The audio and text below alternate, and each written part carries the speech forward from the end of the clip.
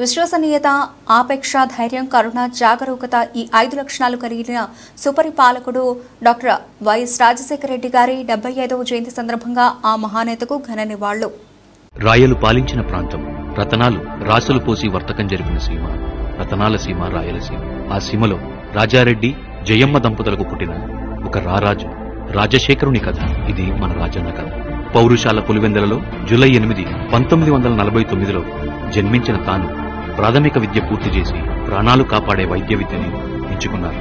తాను పుట్టి పెరిగిన ప్రాంతంలో రూపాయి డాక్టర్గా సేవలందించారు. 1978లో రాయలసీమ ప్రాంతం నుంచి రాజకీయ ప్రస్థానం మొదలుపెట్టిన ఆయన నాటి నుంచి నిర్యాణం వరకు ఓటమి ఎరుగని నేతగా నిలిచిపోయారు. రాజకీయాలకు ఎందరో వచ్చారు, ఎందరో రాజకీయాలు చేశారు. కానీ ఎవరు కూడా రాజన్న కాదు కదా, ఆయన సమస్థాయిని కూడా తాకలేకపోయారు. తన ప్రస్థానం, ప్రయాణం నేటి తరానికి తెలియకపోవచ్చు.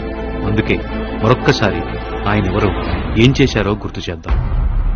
ప్రపంచం, సమాజం నిరంతరం ఒక మనిషిని నిత్యం తలుస్తూ స్మరిస్తుందంటే ఆయన కీర్తి లేదా ఖ్యాతి అంత గొప్పదై ఉండాలి. చరిత్రలో చిరస్థాయిగా నిలిచేందుకు ఆయన చేసిన ప్రయాణం యాత్రగా పేరుగాంచి నవచరిత్రకు నాంది పలికింది. అప్పటికి పలుమార్లు శాసనసభకు, పార్లమెంటుకు ఎన్నికైన రాజశేఖరుడు ఆనాటి పాలకుల వల్ల ప్రజలు పడుతున్న బాధల్ని తెలుసుకునేందుకు, వినేందుకు చేసిన చిరు ప్రయత్నం పాదయాత్ర.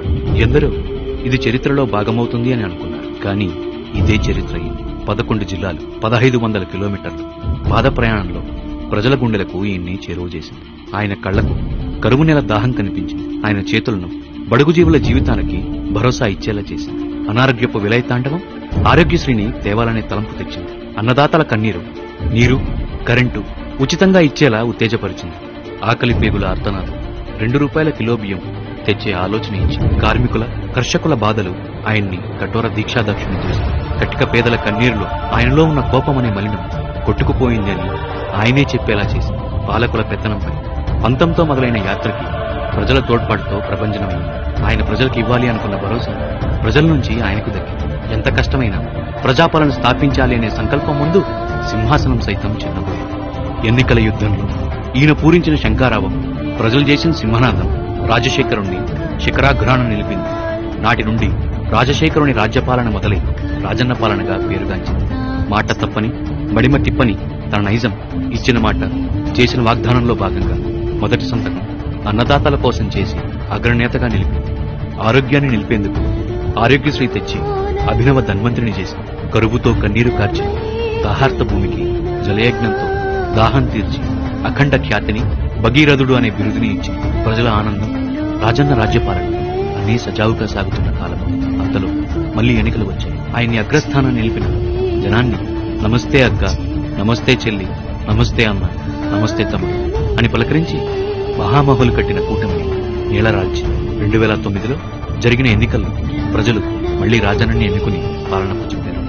తాను చేయగలిగిందంతా చేసి ప్రజలను మెప్పించిన రాజన్న 3 నెలల్లో ప్రజలతో ముఖాముఖిగా నేరుగా వారితోనే మాట్లాడడానికి రచ్చబండ అనే కార్యక్రమానికి శ్రీకారం చుట్టారు.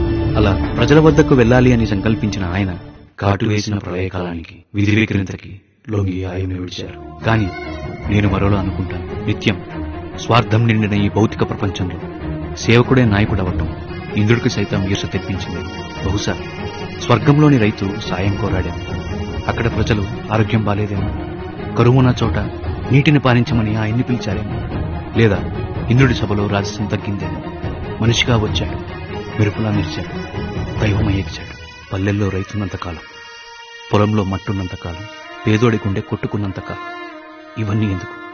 సూర్యచంద్రులు ఉన్నంతకాలం నువ్వు మా మధ్య, మాలోనే ఉంటావు రాజన్న. అందుకే ఎవరూ వైఎస్ఆర్ అమర్ రహే అనకండి. వర్ధిల్లాలి వైఎస్ఆర్, జిందాబాద్ వైఎస్ఆర్, వైఎస్ఆర్ లివ్స్.